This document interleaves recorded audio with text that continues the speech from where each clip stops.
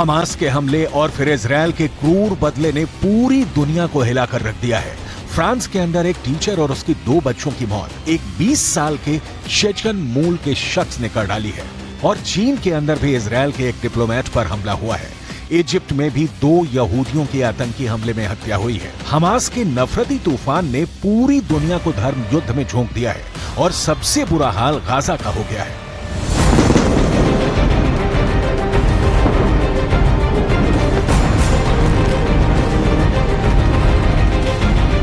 Gaza के Khan Yunus camp पर भी इजरायल ने रात भर बहुत जबरदस्त बमबारी की है। चीन के विदेश मंत्री वांग यी, रूस के राष्ट्रपति पुतिन, अमेरिका के राष्ट्रपति बाइडेन, तुर्की के राष्ट्रपति अर्दोगान, कई बड़े नेता इजरायल से संयम बरतने की अपील कर चुके हैं, लेकिन नेतन्याहू का गुस्सा अब तक शांत नहीं हुआ है।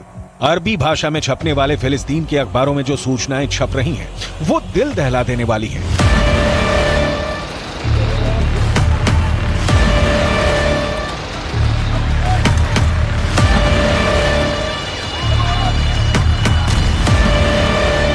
फिलिस्तीन न्यूज नाम की एक न्यूज वेबसाइट ने दावा किया है कि अब तक गाजा पट्टी के अंदर 7,000 इमारतें टूट चुकी हैं और 10,000 से ज्यादा फ्लैट्स बर्बाद हो चुके हैं। गाजा के लोगों का हाल क्या है, आगे आप उनके बयान भी देखेंगे, लेकिन सबसे पहले बात होगी उस भूख की जिससे गाजा के लोग परेशान हैं। गाजा भूखा है, गाजा प्यासा है और यहां पर सारे इंतजाम फेल होते जा रहे हैं। फिलिस्तीन न्यूज के मुताबिक इस वक्त गाजा के अंदर एक व्यक्ति को खाने के लिए 24 घंटे में सिर्फ आधी रोटी मिल रही है। इसके अलावा साथ में मांस का एक डिब्बा दिया जा रहा है। एक मांस का डिब्बा 10 लोगों के लिए है। बिजली खत्म होने की वजह से अब लोग कार की बैटरी और सोलर पैनल से ही अपना फोन चार्ज कर पा रहे हैं। गाजा में जनहानि ना हो, इसके लिए इजरायल ने इस योजना पर काम करना शुरू किया कि उत्तर गाजा के लोगों को दक्षिण गाजा जाना चाहिए। 10 लाख लोग उत्तर गाजा को खाली कर चुके हैं। ऐसे में अब किसी भी वक्त इजरायल की आर्मी विनाश लीला शुरू कर सकती है।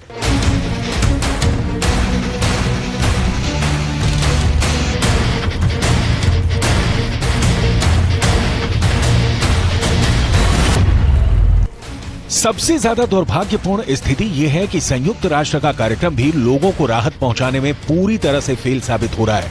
दरअसल इजरायल की चेतावनी के बाद यूएन की कुछ टीमें पहले ही उत्तर गाजा छोड़कर दक्षिण गाजा जा चुकी हैं और उत्तर गाजा में अब भी बचे हुए लोगों की मुसीबतें और ज्यादा बढ़ चुकी हैं।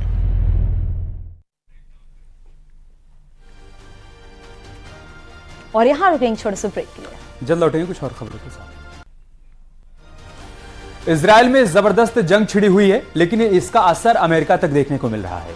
यहां एक 6 साल के फिलिस्तीनी बच्चे की क्रूरता से हत्या कर दी गई। वहीं इजरायल के हमास पर हमले रुक नहीं रहे।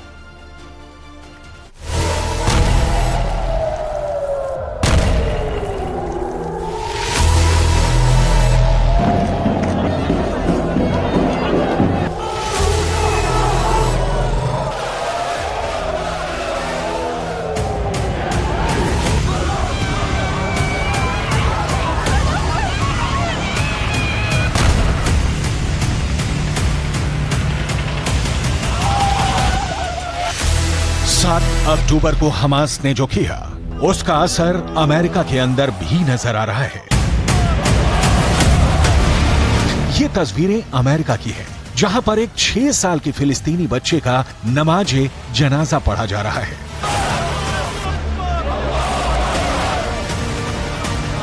ये 6 साल का बच्चा एक अमेरिकी नागरिक यहां किराए पर अपनी मां के साथ रह रहा था, लेकिन इस बच्चे को उसी के 71 साल के बुजुर्ग ने चाकू से 26 वार करके मार डाला।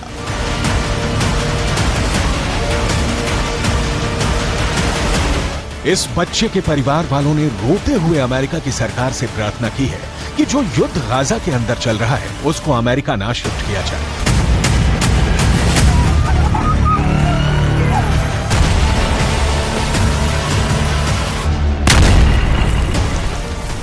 I just want to tell the whole world